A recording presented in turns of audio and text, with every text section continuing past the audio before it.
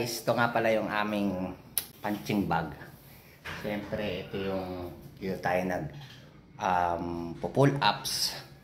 Ito naman yung ating ating mga gamit sa barbell. Yan. Tapos marami pa doon para pampalakas at saka good and healthy tayo.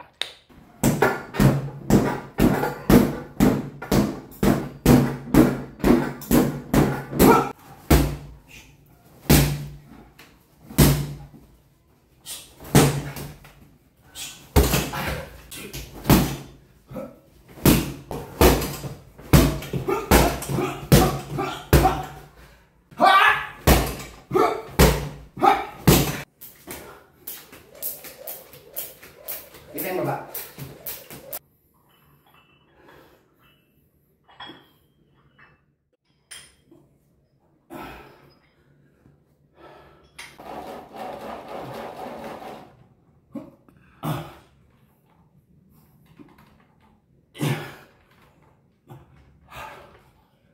Ha!